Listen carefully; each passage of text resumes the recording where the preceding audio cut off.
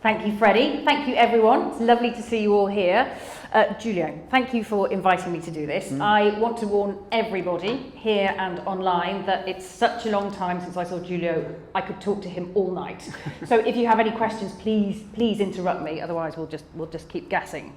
But to kick off, talking about the book, Water, a Biography, it's prodigious. It's a prodigious piece of work, or well, my mother would call it a thumping good read.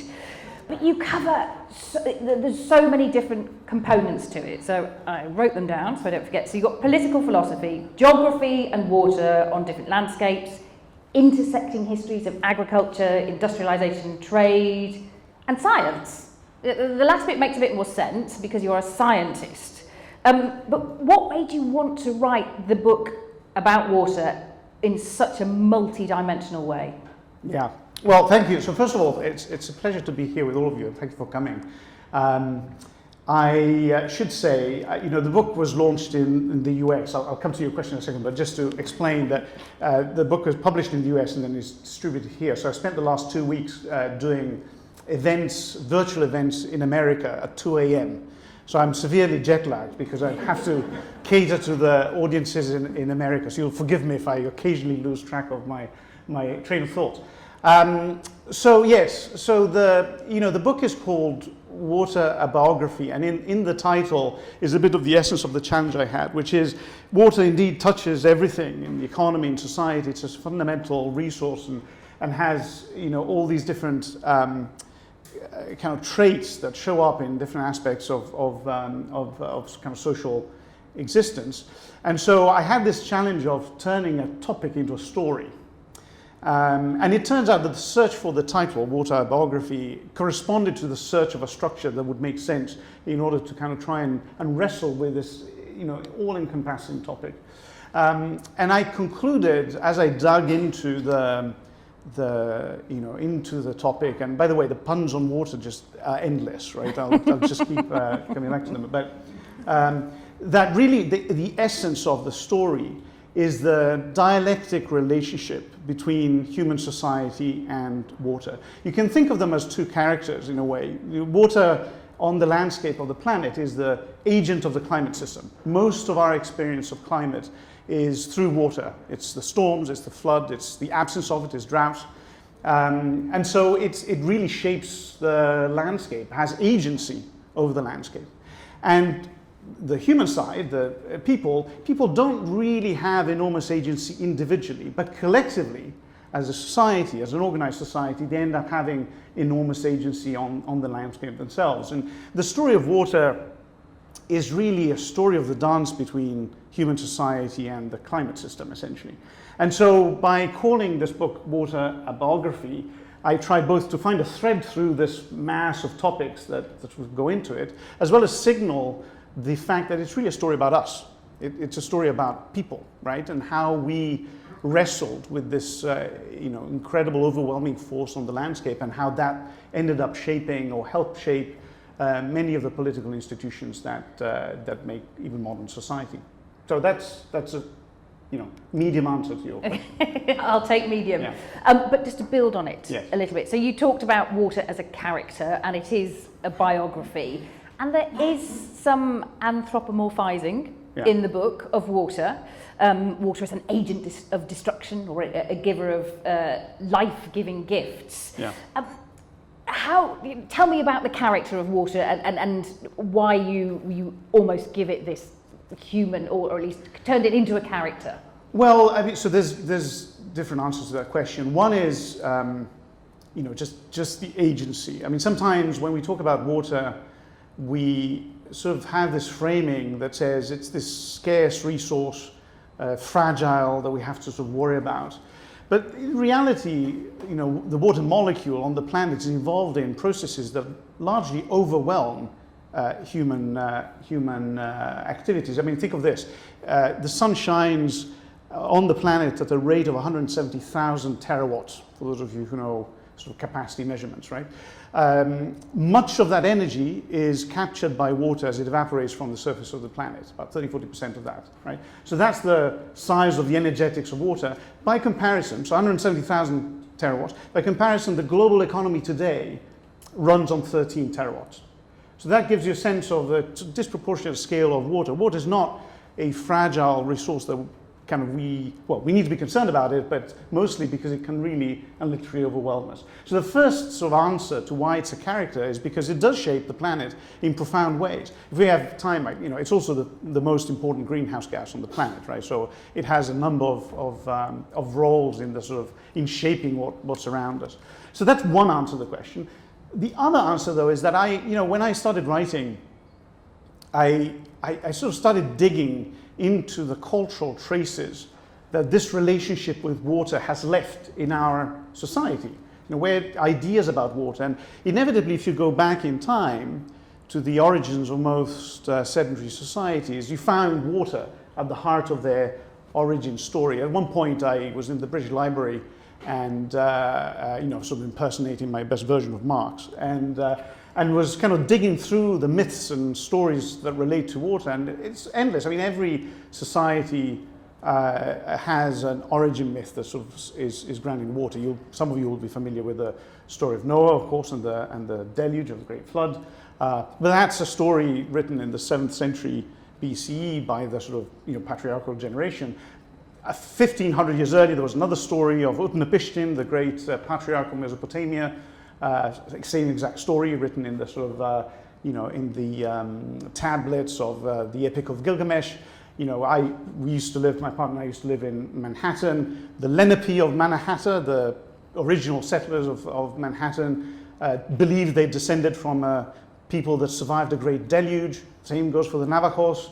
The Inca thought of the Unupachacuti floods, which was this massive flood that overtook the world. You go to China, the Jade Emperor and the dragons that he locked up in mountains. The story goes on. Even the Aboriginal tribes in Australia have water stories at their origin. So it's a character because it's an agent. It's a physical agent according to science. But it's a character also because it's a real presence in the roots of our culture, in the roots of every culture. And they often were anthropomorphized. And so it's a character in that sense too. Perfect. Love it.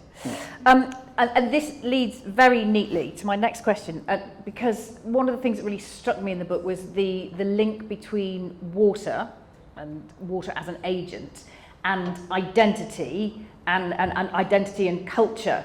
How did that play out particularly in antiquity, and how do we still see that manifesting today? Yeah. So I should first explain that the reason I spend so much time talking about antiquity is because the book is really an effort, it's an exercise in archaeology of ideas, right? I mean, I've worked on water security for 15 years. My interests were very much about the present, and maybe we'll get to talk about issues of water today. But the more I worked on them, the more I realized that the way in which we see water and we deal with water is through layers and layers and layers of institutions and habits and behaviors and beliefs. And so part of the exercise in the book was, where do those come from? And so that brought me to dig sort of backwards in time, and eventually I reached antiquity. So interestingly, the book was researched the opposite way from the way it's written. So you'll start from the beginning reading forward, but I actually had to kind of progressively dig backwards and backwards. And antiquity is interesting because it provides a collection of case studies of different societies that wrestled with floods and droughts and storms, exactly like we do today, but ended up producing an incredibly variable set of solutions to the same problems we face today. And so I ended up looking at, the obvious candidates, so societies in Mesopotamia, of course, and the Levant, and in China and in Egypt, and maybe we can get to talk to about some of those. And one of the things that I realized in looking at the literature of those societies, even, the Tale of Sinuhe from Egypt, phenomenal book that if you haven't read, you should read. It's really quite interesting, from 1800 BCE. All these stories kind of give you a sense that the relationship between water and society produced actually quite remarkable high-order abstractions.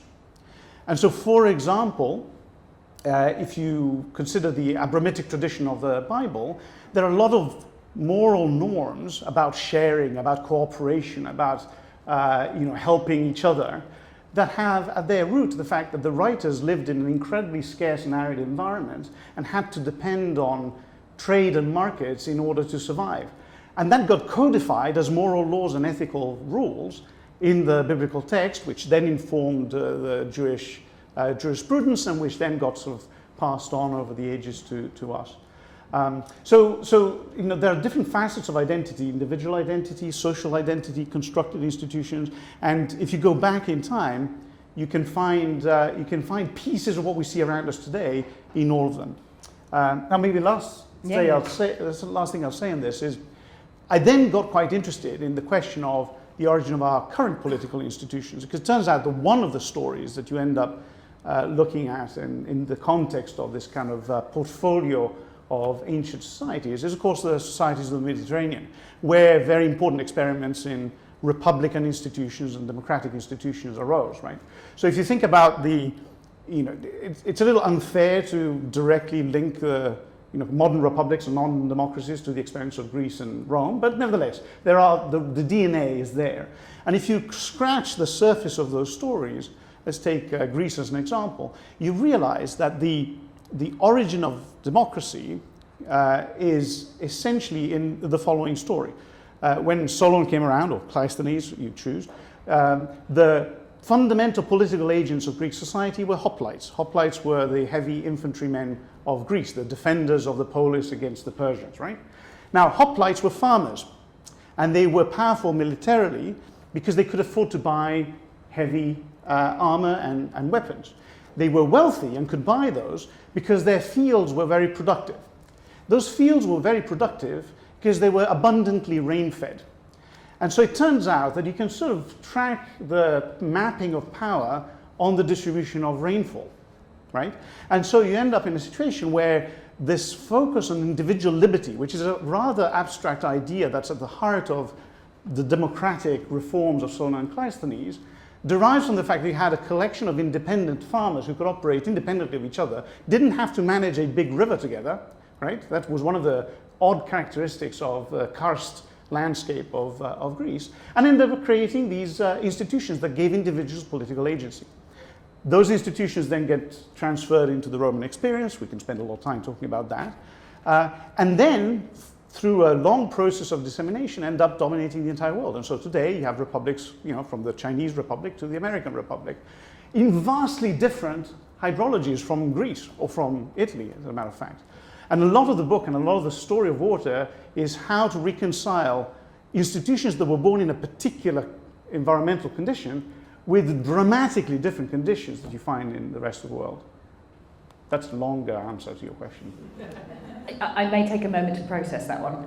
And there are so many moments in the book set in history and antiquity that still feel relatable now. I was reading part of the chapter that looks at the British presence in India, and I was just thinking about HS2 when you were talking about it as a triumph of financial engineering over actual engineering. Rainfall as a giver of power. I mean, it's incredible, and I want to come on to this power piece, and power and particularly control. So thinking about water as an instrument of control of the population for those in power, it's a theme that spans antiquity into the 20th century. So there's this ongoing debate about the role of water and who exercises control. What can we take away from that? What can we learn from that? And personally, please could you give me some reassurance that it's not all being used by the dark side? Well, let's come back to that. So yes, so first of all, there's the issue of power arises from this very simple fact. Water phenomena on the landscape operate at a scale that transcends the individual. Storms in the middle latitudes are about 1,000 kilometers wide. Floods in the Thames will cover vast areas, far more than any one individual property. Droughts that we've seen in the Western United States or in the south of Europe today are all phenomena that vastly transcend the capacity of any individual by themselves to manage, right? For the most part. And so they demand collective action, right? They demand collective action to respond to them, whether it's about building a levee or building a dam or insuring somebody in case something happens to their property. From that very simple fact, a difference in scale between the life of the individual and the life of water on the landscape arises this problem of who gets to decide how do we actually organize? How do we exercise this collective action? And you know, this problem started 10,000 years ago when we became sedentary, right? Homo sapiens has been around for the better part of 300,000 years, but for the vast majority of the time, we were hunter-gatherers and mostly nomadic. And so we would adapt through acceptance and movement. We would essentially be part of an ecosystem. Then 10,000 years ago, for reasons that are unclear but likely unrelated to water, we decided to stand still in a world of moving water. And that's the kind of origin of the problem of collective action. It's like you suddenly decide to stand still in the middle of the plain of the Tigris or Euphrates, and suddenly you have this problem. You have this vast force working around you. Originally, you know, in 5000 BCE, this was a relatively simple social problem. Who gets to decide? At the time, well, it was mostly theocratic societies, so the temples became the centers of power of organizing corvée labor that was needed to build levees. Stratify millennia, and these issues of power end up showing up in very sophisticated ways in institutions of modernity. So, for example, I'll give you one example, you know, the American Constitution, right? So the American Constitution, which is the modern republic, if there ever was one, it's that, has its roots exactly in water. This is the kind of little story. George Washington is an entrepreneur, it turns out. When the Independence War ends, he has the following problem. He lives on the east side of the Appalachians, but owns a lot of land on the west side of the Appalachian in the Ohio Valley. He needs to connect the eastern seaboard to the plains where he has land. How do you do it in 1790? Well, you have to use a river.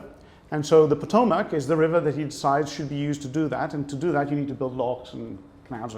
And so he raises funds and builds the Potomac Company to connect the interior of the United States to the eastern seaboard.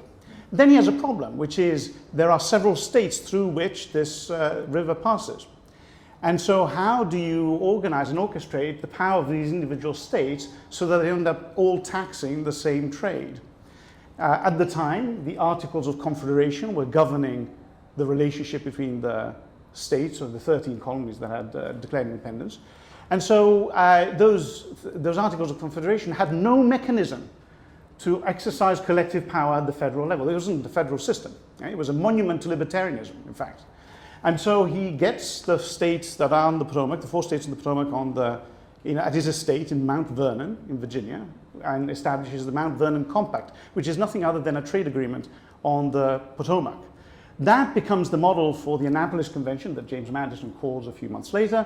That in turn becomes the model for the Philadelphia Convention that produces the Constitution of the United States.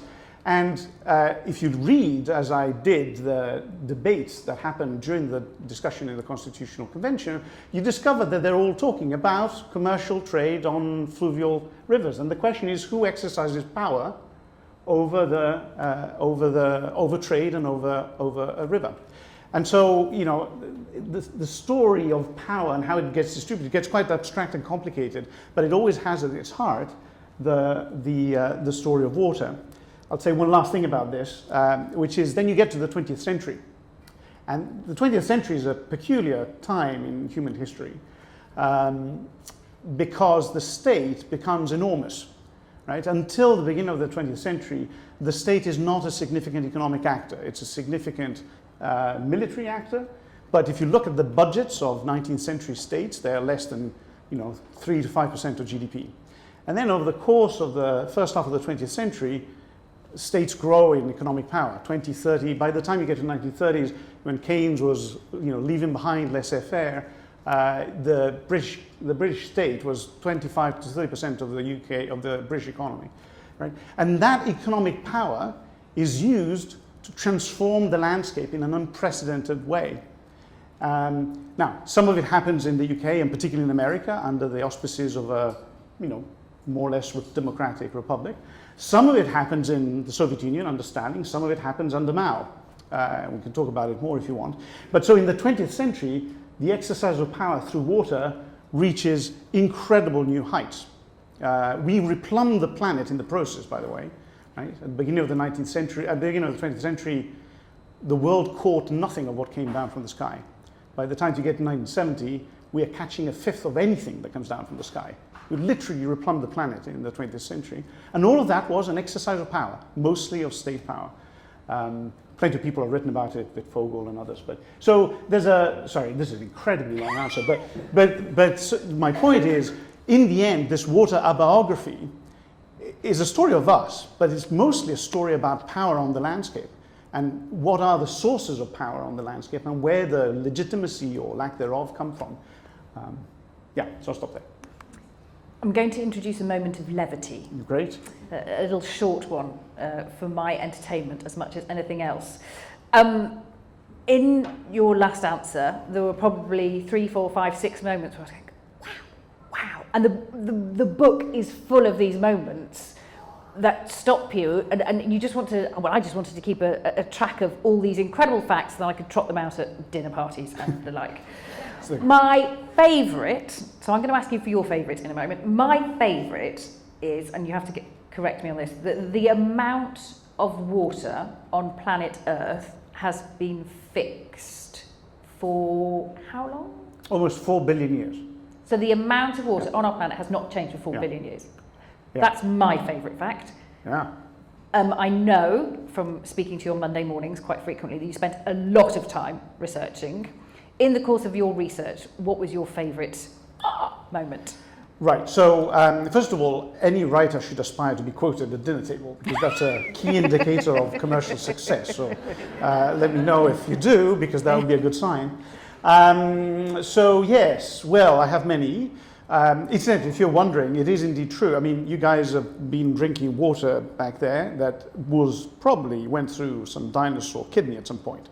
The amount of water on the planet is in fact fixed. We don't exactly know how it got on the planet. It's a bit mysterious because the Earth is an inner solar system planet. And so when it first formed, it could not have had water on it because it was too hot, and it would have evaporated, and then the solar winds would have swept it away. So it either came by degassing, from the interior of the planet, or more likely, most recent evidence is that it arrived on a set of asteroids. But however it got here, it's sort of been essentially fixed. Other than hydrolysis, which is very marginal, the amount of water is fixed. So whenever you hear water is the new oil, I mean, there's a sense which we can get into, which may be true, but water is renewable, right? I mean, the amount is not the issue, it's the access that's the issue, and that's an important point.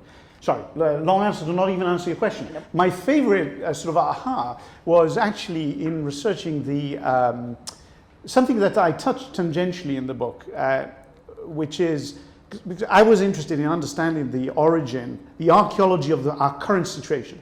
And our current situation is extraordinarily homogeneous. Everywhere in the world we manage our landscape and the water pretty much the same way. And where they don't, they aspire to do the same. You know, I worked for years in Ethiopia, and the Ethiopians look at California and they say, that's the answer, right? So everybody's kind of converging on the one modernist model of landscape management that was established in the 20th century. But the reality is that human society has produced enormous variability in answering this question: how do you deal with collective action on the landscape? And one of the most astonishing is the experience of the forest societies of Latin America, Mesoamerican and Amazon, where this has only recently emerged because archaeology in Bolivia and even in the lower Amazon has been difficult for a number of years. But we now come to realize that those societies had a very particular relationship with that landscape. So we in Europe and in the Mediterranean basin at some point domesticated individual species. That's how we ended up with the horse and the cow and the sort of various crop types. In the Amazon, people domesticated the landscape as a whole, not just an individual species. And so you end up with what turns out to be a rather densely populated forest in the 14th, 15th century before the Spanish arrived.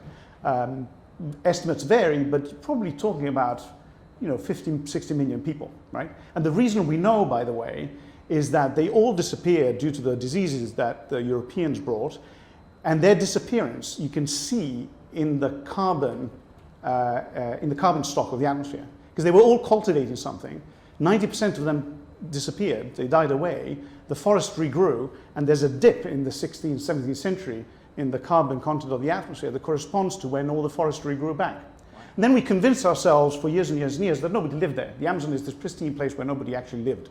There was this Francisco de Carvajal, this explorer from Spain, who was the first person to travel down the Amazon, a friar went with him and wrote these stories about their trip down. And you read it, and it's all about cities along the Amazon.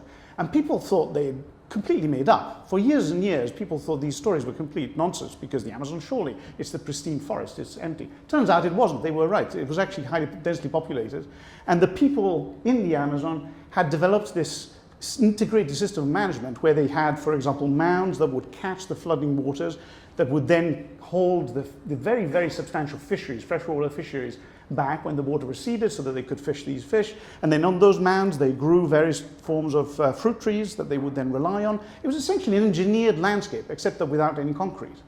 And so when I sort of discovered this story and sort of went into the details of it, by the way, the Amazon is called the Amazon because of those first explorers. They thought these were the Amazons of Greek myth, right, where they encountered. That's why it's called the Amazon. When I found this story, I thought it was extraordinary, not just because it's sort of, not just sort of banal exoticism, but because it shows that the diversity of solutions that we are capable of far exceeds what surrounds us today anywhere on the planet.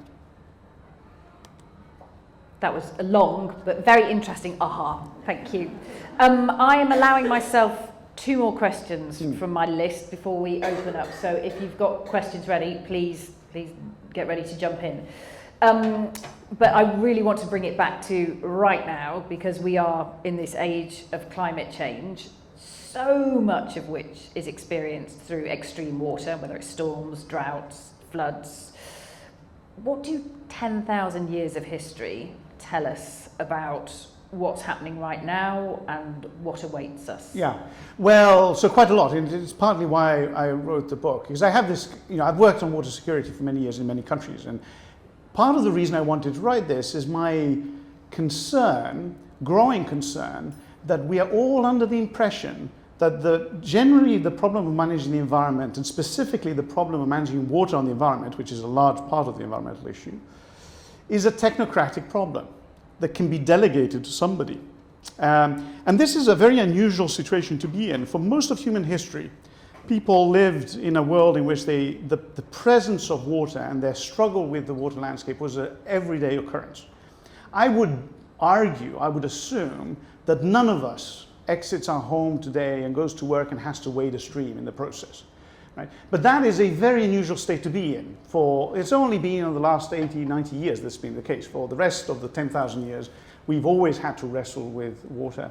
And this illusion that we are currently living in, that it's an illusion of control. It's an illusion that the nature has disappeared behind the levees and the dams. We can sleep soundly because somebody else has planned and taken care of, which is the modernist promise that started in the progressive era in the United States and rapidly spread across the world.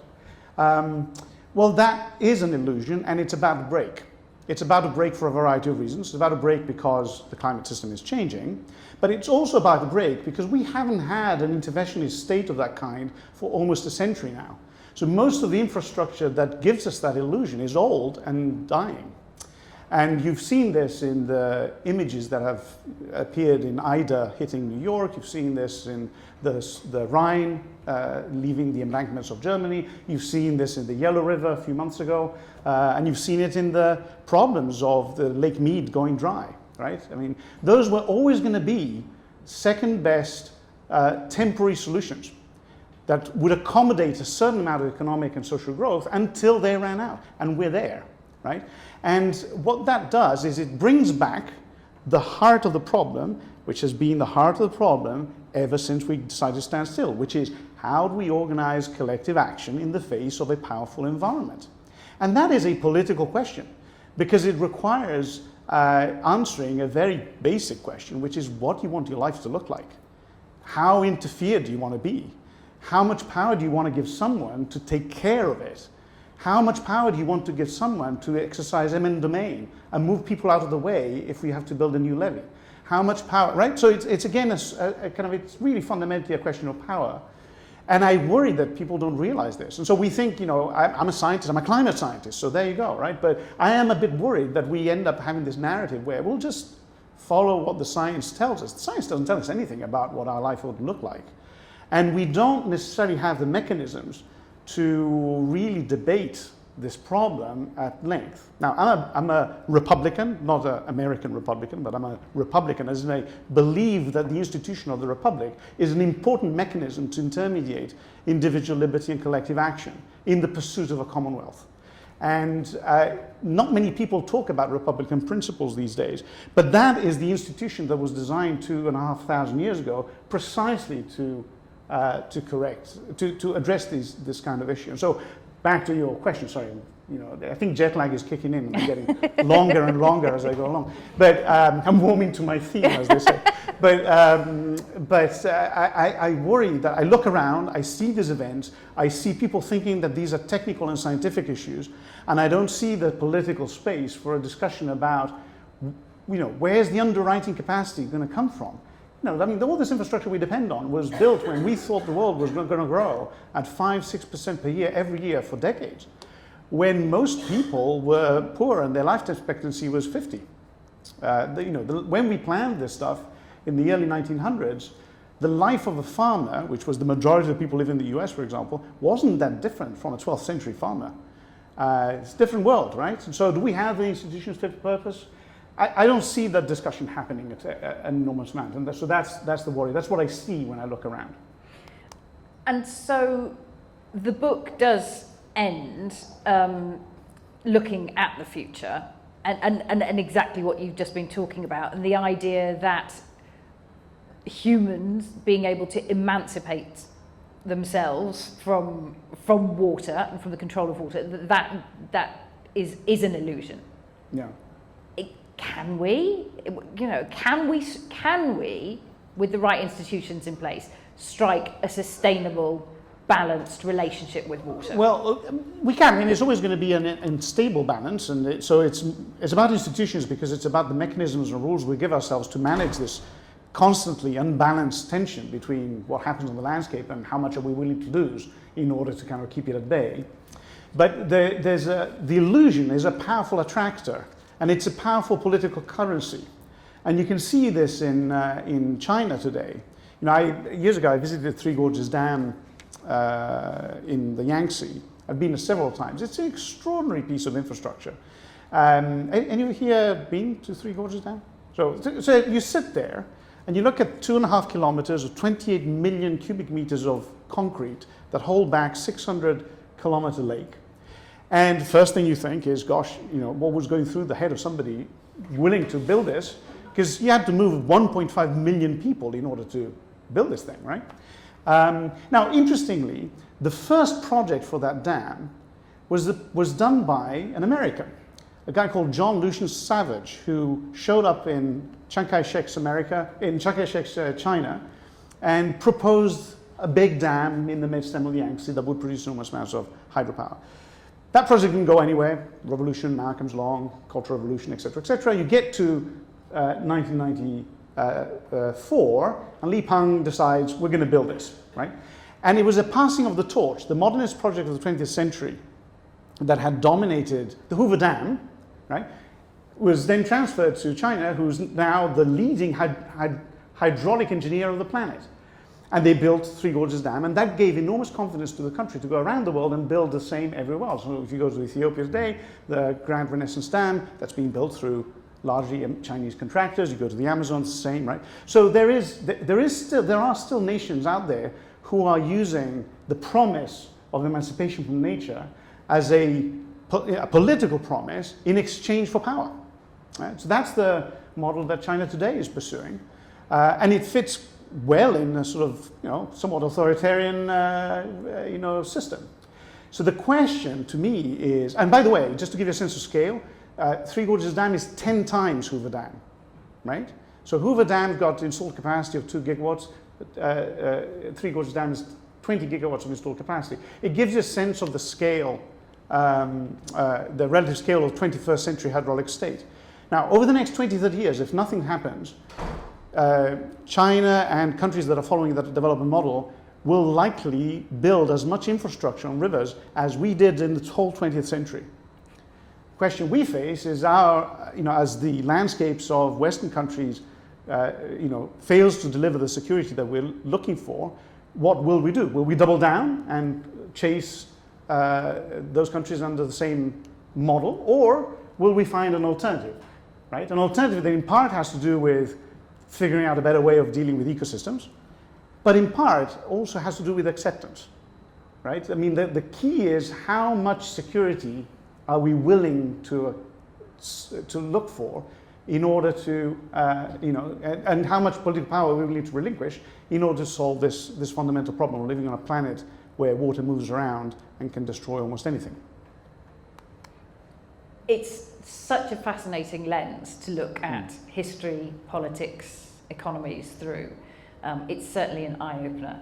I am going to open up to questions from the floor or from online. Do we have any questions? We have one online, and then there's another one over there. So Fardi asks, what do you think about the Iraq case and lack of international policy, and the fact that Turkey, Iran, and Syria control 81% of their water, and they keep building dams on it?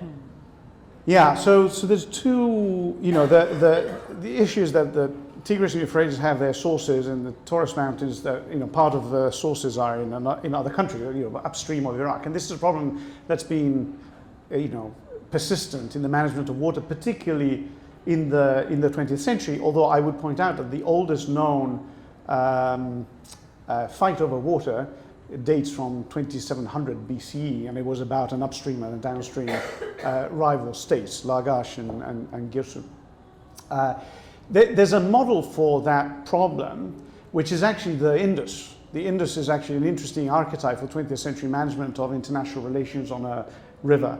And it's a hopeful model in a way, although it's always a shaky one, but it's a hopeful model in that Pakistan and India, after partition, had to deal with the Indus traveling through both of them, and they were remarkably, through 3 wars, able to fundamentally manage the river as an roughly integrated whole. It's a complicated story, but fundamentally, thanks to the Indus Water Treaty, which is a bilateral agreement that allows these 2 countries to kind of find a mechanism to share water, and there's arbitration rules that allow them to kind of deal with conflict.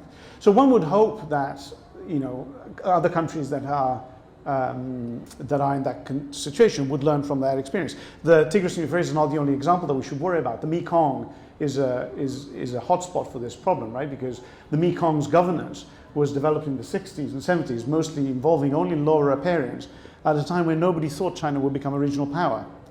And then, of course, China did become a regional power, has been excluded from the Lower Mekong Commission for many, many years, and is now busy building, a whole lot of dams on the Lancang. Same basic problem.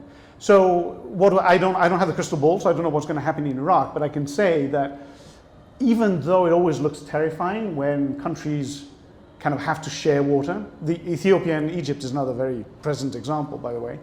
It turns out most of the time, remarkably, most countries don't actually go at war on that. Most countries, water becomes so important that they end up finding ways of cooperating. That can not happen if, for example, there isn't mutual recognition. That happened, for example, in the various wars over the Jordan in the 70s, right? So it doesn't always go well. But I have some hope that with some international assistance, the Indus story, for example, was underwritten by the World Bank at the time, Black's World Bank. That's how that happened. So if you have the right broker, you have the right arbiter, and you have countries that may be rivals but recognize each other, then there's a good chance that you'll be able to find a mechanism of cooperation even through war.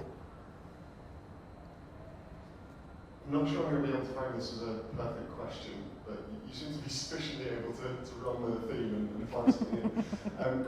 I'm interested in the kind of the idea of water as a commons, and some of the research and the ideas of governing the commons that have gained value and credence over recent years.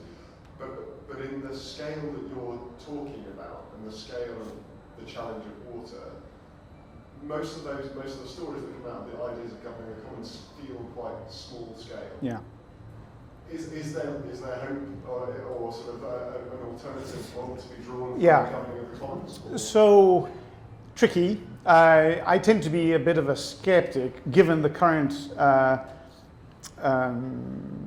political structure and the role that the state plays in our lives. Let me just kind of editorialize on the premise here for a second. So there was a time in the 50s, famous sociologist called Carl Wittfogel wrote a famous book called Oriental Despotism. Wittfogel was one of the founders of the Frankfurt School, right? So he was a famous Marxist, and he was a specialist of the Asiatic mode of production. This idea that you could have a despotic state that would essentially use infrastructure as a managerial strait, and particularly river infrastructure, as a managerial strait to control mostly agrarian populations, right? Now, by the time he wrote that book, he was a rabid anti-Marxist, and actually is anti-communist. He had moved to America. It's a long story. Over drinks, we can talk about it. The reason that's important to this question is that that's what then propelled people, particularly in the anthropological research community, to try and prove that it wasn't true that complicated water environments would naturally lead to despotic big states, that there would be another way of solving this. Now, there are a number of famous papers, which the jet lag is now making me blank on, but for example, there's a famous 13th century irrigation system in Switzerland that became the model for a famous paper from an academic in Arizona that I forget now, but who shows essentially that there was a system of irrigation that arose essentially as a self-organized system, right? So the thing seemed to work. People planned using water by sharing time, but if you ask yourself, does anybody have the full plan? Nobody did. Some of the how, through common management, a bit like herders on a commons, they were capable of sort of setting this up. Since that paper, that was the paper that inspired Anna Ostrom to then do a lot of work on the commons, by the way, right? And that she won the Nobel Prize on that. There's been ample evidence that there are a number of societies where this self-organization on the commons happens. In Bali, for example, there are these remarkable irrigation infrastructure. It's a kind of a cascade steps that get constructed, but that actually nobody's planned. So there's emergent, complex, large-scale infrastructure that can just arise from the self-organization of communities, right? And then in Europe, for example, before Charles I decided to dry the fens, there was a marshland economy, which again, marshland economies are good examples of commons management. So there are examples of these.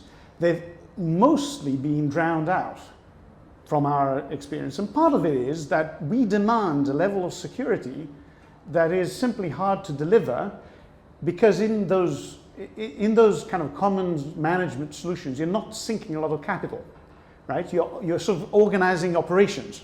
In other words, there's a self-organization of the operations, but nobody's putting down capital. We demand security that demands capital, which is why I come back to this point of what do you want your life to look like? Because if you want a life to look like a 24/7 dry feet world, then you have to build a lot of infrastructure. Somebody needs to underwrite it, and historically, since the 20th century, the underwriter of choice is the sovereign. And that sovereign needs tax base in order to pay for that, etc., etc. So you end up with an inevitably large state. If you decide that you need a large state, my argument would be you want a Republican one, and one that has a very robust civic contract, so that people have political agency, right? So long answer to your question, but I think that in the current setup of sort of nation states with large budgets, I don't see those solutions can work. I mean, there are, for example, in the Western United States, there are irrigation communities that effectively operate as commons, but the infrastructure they rely on was built by the state 70 years earlier. Water is not liquid. That's a pun.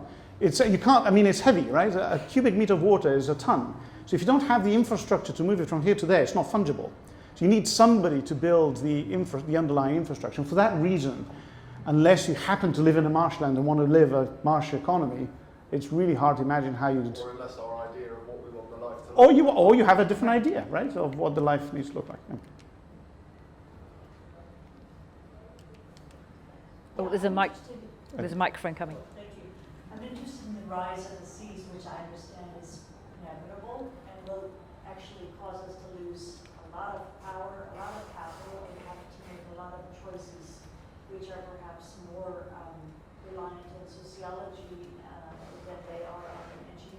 Yeah. when we come to choose between which village to be saved or which monument. Yeah, well, that we frame those questions as choices that somebody can make is indicative of how embedded we are in this idea that we have a governing structure that can make those choices in the first place. I'll say two things about this. First of all, it's important to realize just how central sea level change was to our origin. If you go back to, is it me or there's music? There's music. Okay. It's Madonna, though, it's okay. Suddenly hearing the angels sing. If you go back to the very beginning of the story, it turns out that the liminal space between the freshwater environments of the lower Euphrates and Tigris and the Gulf of Persia was the productive environment in which people could start producing surplus. And so the very first Uruk and the very first sort of city-states that emerge in human society take advantage of very productive fisheries and ecosystems in sort of mixed environments, in salty environments and brackish water, right? And that was only possible when sea level stopped changing. So for a long time, until about 5000 BCE, the sea level continued to rise because the glaciers were still melting. And so the coastline was very unstable and ecosystems couldn't develop. They weren't moving very fast, right? We wouldn't have seen it. But on a century, it was a significant change. And because many of those shores are the incline is very low, a small shift in height produces a very big change in horizontal movement of the coastline, right? So for a long time, we couldn't actually settle until that stopped. So now fast forward to today, we're now being able to re-engineer a change of that magnitude, yeah? Now, of course, we're a technological society, et cetera, so it might be easy to imagine that the answer, what we will be discussing will be mostly the dikes and dams and seawalls that we will have to build. But I promise you that's not going to be the discussion. Like just it wasn't the discussion in 13th century Netherlands that kind of gave us those ideas in the first place. It is going to be a conversation about exactly what you said, which is, well, am I going to pay for that village that sits over there? It's going to move them out. And who's going to exercise that power? It's going to be the most common form of adaptation is not concrete, is institutions and rules. And in the change in institutions, power shifts. And some people take advantage of that. And so to me, that's we need to be very careful of kind of positivist views of the world that say, well, there's a plan. I start here and I end there, and this will happen and this will happen, because human society is a very, again, liquid entity. It tends to, change in shape as you move along in unpredictable ways.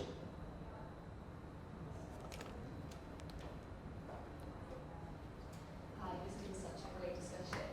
Just piggybacking off both points, really, talking a bit more around governance, institutions, and then lastly capital. We see it as a structure that needs to be adapted and changed, but what is the role, or do you see a role for the private sector in being agents of change in this system? Yeah, so yes, inevitably. I mean, sometimes, a lot of our thinking about water was really formed in the 19th century. And the 19th century is the liberal century par excellence, right? I mean, it's sort of the time when in America, Britain, for brief periods, had this colossal empire where everybody seemed to believe that the answer to